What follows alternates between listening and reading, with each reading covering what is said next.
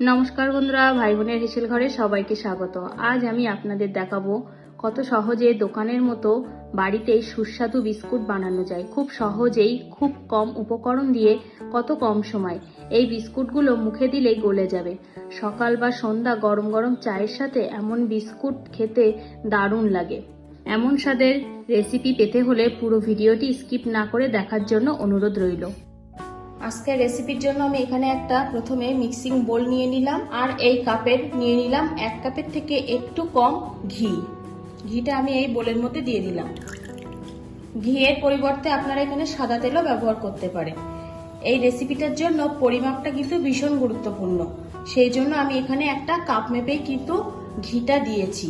এবার মিক্সিং জারের মধ্যে কিছুটা চিনি নিয়ে নিয়েছি। এবার এর মধ্যে দিয়ে দিলাম একটা এলাচ, সুন্দর ফ্লেভারের জন্য। এই চিনিটা এবার আমি গুঁড়ো করে নেব।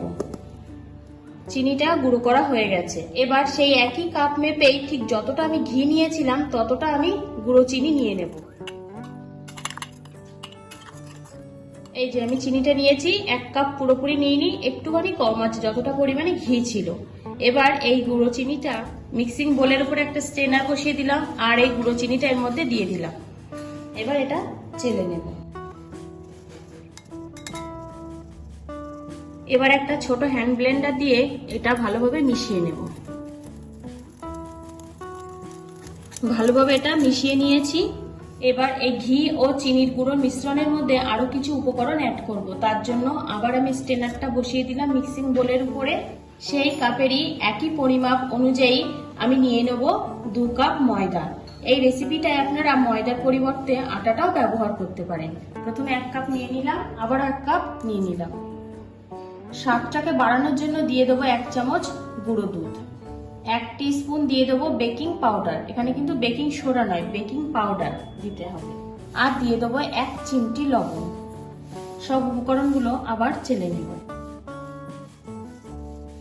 সব উপকরণগুলো ভালোভাবে মিশিয়ে নেব।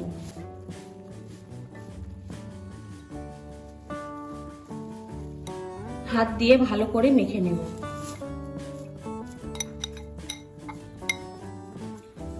লুচি বা রুটি করার সময় যেভাবে আমরা একটা ডো বানিয়ে নিই, সেইভাবেই আমি একটা ডো করে নেব। মাখতে মাখতে এটা একদম স্মুথ হয়ে যাবে। এই দেখুন কতটা স্মুথ হয়ে গেছে। এবার একটা চামচ নেব। এই চামচ দিয়ে 1 চামচ ডো এখান থেকে নিয়ে নেব। তাহলে যে বিস্কুটগুলো বানাবো প্রত্যেকটা সাইজ কিন্তু একই রকম চলে আসবে। এবার এই ডোটুকু হাতে নিয়ে যে কোনো শেপ আপনারা দিতে পারেন। বিস্কুটের একটা শেপ বানিয়ে নেব। এই একটা শেপ বানিয়ে নিয়েছি।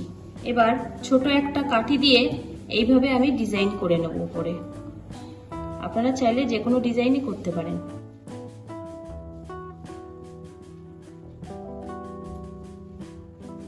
ঠিক এইভাবে একটা বিস্কুট আমি বানিয়ে নিয়েছি। এটা একটা প্লেটে রেখে দেব। এবার বাকিটুকু দিয়ে আমি এইভাবে বিস্কুট বানিয়ে নেব।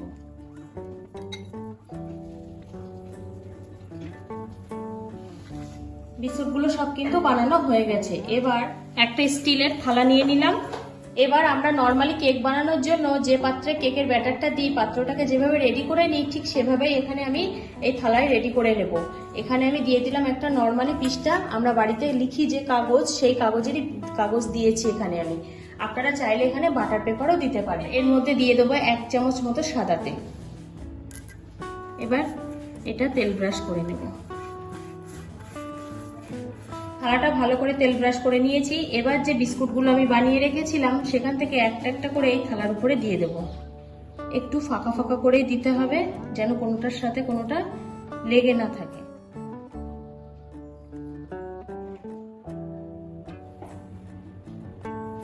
বিস্কুটগুলো সব থালার উপরে বসিয়ে নিয়েছি। এবার এটা বেক করে নেব। কেক বানানোর জন্য আমরা যেমন কড়াইটা প্রিহিট করে নিই, এখানে আমিও ঠিক তেমন ভাবে প্রিহিট করে নিয়েছি।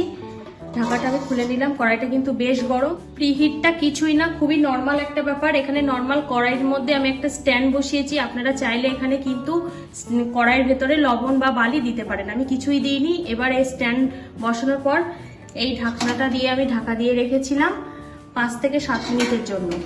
কড়াইটা বেশ গরম হয়ে গেছে। এখন এর মধ্যেই আমি এই থালাটা বসিয়ে দিলাম। সাবধানে দিতে হবে যেহেতু কড়াইটা গরম কিন্তু। এবার আমি আবার ঢাকা দিয়ে দিলাম। গ্যাসটাকে খুব হাইতে রাখবেন না, তাহলে কিন্তু বিস্কুটগুলো পুড়ে যাবে বেশি হিটে। এটা আমি মিডিয়াম টু লোতেই রাখলাম। এইভাবে আমি 10 থেকে 12 মিনিট আমি এইভাবে বেক করে নিই। 10 থেকে 12 মিনিট হয়ে গেছে, আমি এবার ঢাকাটা খুলে নেব। দেখুন বিস্কুটগুলো কেমন ফুলে গেছে, কতটা ফাঁকা ছিল, একটার সাথে একটা কিন্তু লেগে গেছে। এটা আমি আরো কিছুক্ষণ রেখে দেবো, এইভাবে ঠান্ডা করে নেব, না হলে এখন কিন্তু বিস্কুটগুলো খুবই নরম। এই অবস্থায় আমি রেখে দেবো আরো 5 থেকে 7 মিনিট ঠান্ডা হওয়ার জন্য। বিস্কুটগুলো সব ঠান্ডা হয়ে গেছে, এবার আমি একটা একটা করে থালা থেকে তুলবো। এই দেখুন বিস্কুটটা কিন্তু রেডি হয়ে গেছে এবং অনেকটাই শক্ত হয়ে গেছে। এভাবে আমি বিস্কুটগুলো সব তুলে একটা প্লেটে দেখাচ্ছি।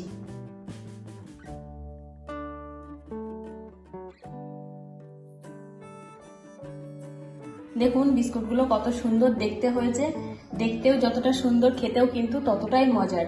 মুখে দিলে কিন্তু একদমই গলে যাবে। আর এই বিস্কুটের স্বাদ যে একবার পেয়েছে সে কিন্তু দোকান থেকে কিনে বিস্কুট খেতে তার আর ভালোই লাগবে না।